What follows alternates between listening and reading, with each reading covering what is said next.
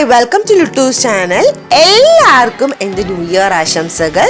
New year ആയതുകൊണ്ട് തന്നെ ഒരു റെസിപ്പി അല്ല, രണ്ട് കിഡിലൻ റെസിപ്പി ആയിട്ടാണ് വന്നിരിക്കുന്നത്.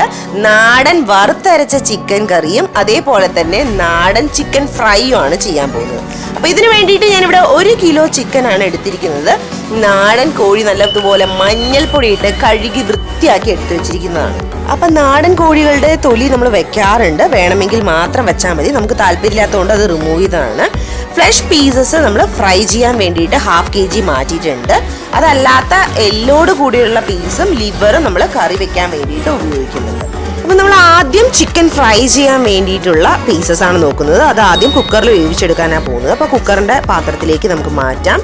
1/2 kg ചിക്കനാണ് ഇട്ടിരിക്കുന്നത്. അതിൻ്റെ കൂടെ 2 സ്പൂൺ കാശ്മീരി ചില്ലി പൗഡറാണ് ഇടാൻ പോകുന്നത്. കാശ്മീരി ചില്ലി പൗഡർ ഇല്ലെങ്കിൽ നമുക്ക് സാധാരണ മുളക് പൊടി ഉപയോഗിക്കാം. ഇനി നമുക്ക് വലിയ സ്പൂണിൻ്റെ അളവിൽ 1 സ്പൂൺ മല്ലിപ്പൊടി ആഡ് ചെയ്ത് കൊടുക്കാം. അതേപോലെ തന്നെയാണ് ഇഞ്ചി വെളുത്തുള്ളി പേസ്റ്റ് 1 സ്പൂൺ ആഡ് ചെയ്ത് കൊടുക്കുന്നുണ്ട്. ഇവിടെ ഞാൻ ഇഞ്ചി വെളുത്തുള്ളിയും സെപ്പറേറ്റ് അരച്ചു വെച്ചിരിക്കുന്നത് കാരണം അര സ്പൂൺ വെച്ചിട്ടാണ് ആഡ് ചെയ്യുന്നത്. അതിനുശേഷം നമ്മുടെ നല്ലെണ്ണയാണ് ആഡ് ചെയ്യുന്നത്. നല്ലെണ്ണയ്ക്ക് പകരം വെളിച്ചെണ്ണ ഉപയോഗിക്കാം, പക്ഷേ കൂടുതൽ ടേസ്റ്റ് നല്ലെണ്ണയ്ക്ക് തന്നെയായിരിക്കും. ആവശ്യത്തിനുള്ള ഉപ്പും ആഡ് ചെയ്ത് കൊടുത്ത് നല്ലതുപോലെ ഒന്ന് ഇളക്കി കൊടുക്കാം. അതിനുശേഷം നമ്മൾ 1/4 ഗ്ലാസ് മുതൽ 1 ഗ്ലാസ് വരെയുള്ള വെള്ളമാണ് ആഡ് ചെയ്ത് കൊടുക്കുന്നത്. അതിനുശേഷം കുക്കറിൻ്റെ അടപ്പിട്ട് നല്ലതുപോലെ വിസിൽ വരുന്നത് വരെ വെയിറ്റ് ചെയ്യാം. ഒരു 6 or 7 വിസിൽ വരെ വരാം. നമ്മുടെ ചിക്കൻ്റെ വേവിനനുസരിച്ചിട്ടായിരിക്കും നമ്മൾ വേവിച്ചെടുക്കേണ്ടത്.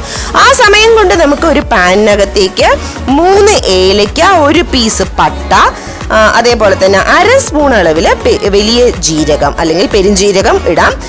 പിന്നെ ചെറിയ ജീരകം 1/2 സ്പൂൺ, അതേപോലെ തന്നെ 1/2 സ്പൂൺ കുരുമുളക്. നമ്മുടെ എരിവിനനുസരിച്ച് കുരുമുളക് ആഡ് ചെയ്യാം കേട്ടോ.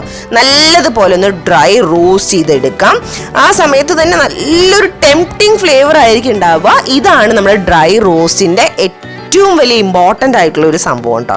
നല്ല ഫ്ലേവർ തരുന്നതാണ്. അപ്പം ഇങ്ങനെ ഡ്രൈ റോസ്റ്റ് ആയത് നമ്മുടെ മിക്സിയുടെ ജാറിനകത്തിട്ട് നല്ലതുപോലെ ഫൈൻ പൗഡർ ആക്കി എടുക്കാം. നമ്മൾ നേരത്തെ ഫ്രൈ ചെയ്യാൻ ഉപയോഗിച്ച അതേ പാൻ തന്നെ ഉപയോഗിച്ച് 3 സ്പൂൺ നല്ലെണ്ണ തന്നെയാണ് ഒഴിക്കുന്നത്. അതിലേക്ക് 2 വറ്റൽമുളക്, 20 ചെറിയുള്ളി ഇല്ലെങ്കിൽ നമുക്ക് വലിയ സവോള ഒരെണ്ണം കട്ട് ചെയ്ത് എടുത്തിടാം. പിന്നെ ആവശ്യത്തിനുള്ള കറിവേപ്പില ഇതിട്ട് നല്ലതുപോലെ ഒന്ന് സോർട്ട് ചെയ്തെടുക്കണം. ലൈറ്റായിട്ടൊന്ന് വാടുന്ന സമയത്ത് നമ്മുടെ ചിക്കനൊക്കെ നന്നായിട്ട് വെന്ത് കിട്ടിയിട്ടുണ്ട്. അപ്പം നമുക്ക് മാറ്റി എടുത്ത് വെക്കാം കേട്ടോ. അപ്പം നമ്മൾ ഈ വാടിയ ഈ ചെറിയുള്ളിയുടെ കൂടെ നമ്മൾ വേവിച്ച് വെച്ചിട്ടുള്ള ചിക്കൻ പീസസ് മാത്രമാണ് ആഡ് ചെയ്യുന്നത്. അപ്പം നമ്മൾ വിചാരിക്കും ആ വെള്ളം എന്ത് ചെയ്യും, ഒഴിച്ചു കളയണമെന്ന്. ദയവ് ഇത് ഒഴിച്ചു കളയരുത്, അത് എടുത്ത് വെക്കേണ്ടതാണ്. അപ്പം നമ്മൾ ഇനി ഇത് കഴിഞ്ഞാൽ നമ്മളത് വറ്റിച്ചെടുക്കാനാണ് പോകുന്നത്. നല്ലതുപോലെ ഈ നല്ലെണ്ണയിലൊന്ന് ഫ്രൈ ആയതിനു ശേഷം ചിക്കൻ്റെ കൂടെ തന്നെ നമ്മുടെ ആ സൂപ്പ് നമുക്കിതിലേക്ക് ആഡ് ചെയ്ത് കൊടുക്കാം. ലെഫ്റ്റ് ഓവർ ആയിട്ടുള്ള എല്ലാ സൂപ്പും നമുക്കിതിലേക്ക് ഒഴിച്ചു കൊടുത്ത് നല്ലതുപോലെ ഡ്രൈ ആക്കി എടുക്കണം. ഡ്രൈ റോസ്റ്റ് ആവണം. അപ്പോൾ നിങ്ങൾ വിചാരിക്കേണ്ടാവും ആ ഫൈൻ പൗഡർ ആക്കിയത് എന്തിനായിരിക്കുന്നത് അല്ലേ. അപ്പോൾ ഈ ഡ്രൈ റോസ്റ്റ് ആവുന്നതിൽ കൂടെ ആഡ് ചെയ്യാനാണ് നമ്മുടെ ഈ ഫൈൻ പൗഡർ. അപ്പോൾ ലൈറ്റായിട്ട് മാത്രം ചെറുതായിട്ട് വെള്ളമുള്ള സമയത്ത് നമുക്ക് നമ്മൾ പൊടിച്ചു വെച്ചിരിക്കുന്ന ആ പൗഡർ ഇടാം. 2 മിനിറ്റ് മാത്രം അത് കഴിഞ്ഞിട്ട് ഒന്ന് സോർട്ട് ചെയ്തെടുത്താൽ മതി. നമ്മുടെ ഡ്രൈ റോസ്റ്റ് റെഡിയായി. അപ്പോൾ നിങ്ങൾ ആലോചിക്കും മല്ലിയില, പുതിനയില, കറിവേപ്പില ഒന്നും ആഡ് ചെയ്യേണ്ടത്. ഇതൊന്നും ആഡ് ചെയ്യരുത്. ആഡ് ചെയ്ത് കഴിഞ്ഞാൽ നമ്മുടെ ചിക്കൻ്റെ ഫ്ലേവർ മുഴുവൻ മാറി മല്ലിയിലയുടെയും പുതിനയിലയുടെയും ഫ്ലേവർ ആവും.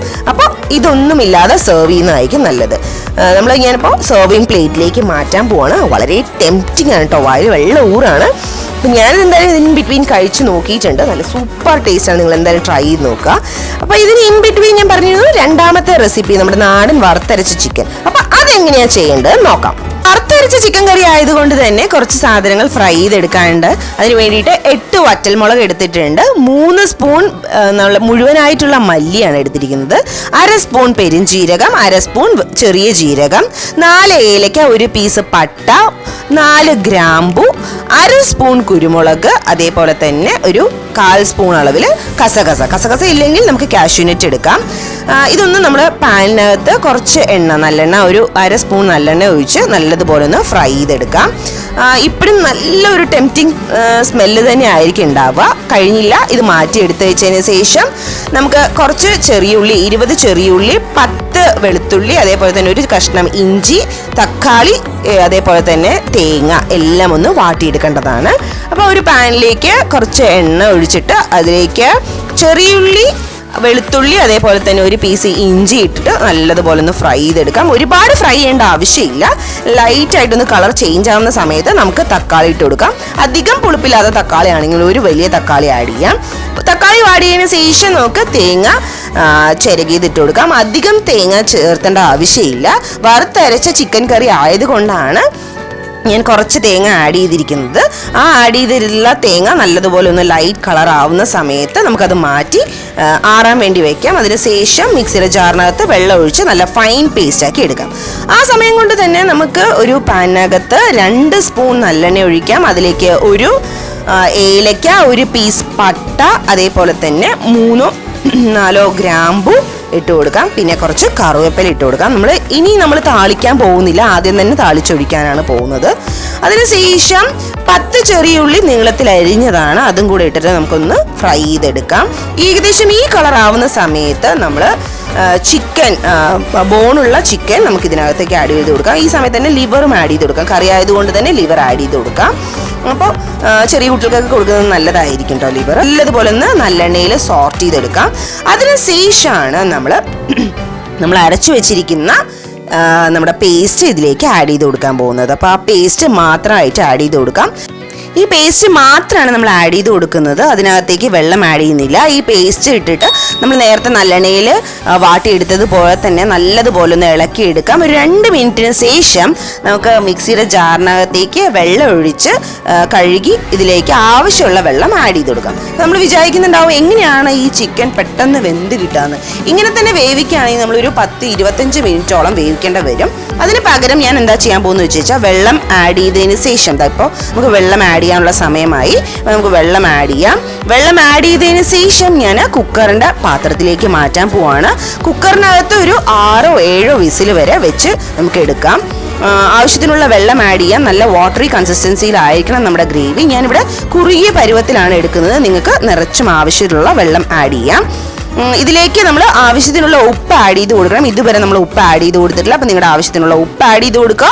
അതിനുശേഷം കുറച്ച് കറിവേപ്പില ആഡ് ചെയ്ത് കൊടുക്കാം. നമ്മൾ താളിക്കാൻ മാത്രമാണ് ഇട്ട് കൊടുത്തത്. അപ്പോൾ കുറച്ച് കറിവേപ്പിലയും പിന്നെ ഒരു സ്പൂണ് നല്ലെണ്ണയും കൂടെ ആഡ് ചെയ്ത് കൊടുത്തിട്ടുണ്ട്. ഇനി നമ്മുടെ കുക്കർ അടപ്പിട്ടിട്ട് നമുക്ക് വേവിച്ചെടുക്കാം. 6-7 വിസിൽ കഴിഞ്ഞ് ഞാൻ ഓപ്പൺ ചെയ്ത് നോക്കിയപ്പോൾ കാണുന്ന സംഭവമാണ് കാണുന്നത്. അടിപൊളിയായിട്ടുണ്ട് അല്ലേ? ആ എണ്ണയൊക്കെ ഇങ്ങനെ തെളിഞ്ഞ് നിൽക്കുന്നുണ്ട്, കാണാൻ അടിപൊളിയാണ്. അതേപോലെ തന്നെ നല്ല ഫ്ലേവറാണ്, വായിൽ ടെംപ്റ്റിംഗ് ആവുന്നുണ്ട്. അപ്പോൾ ഇനി നമുക്ക് സെർവിങ് ബൗളിലേക്ക് മാറ്റാം.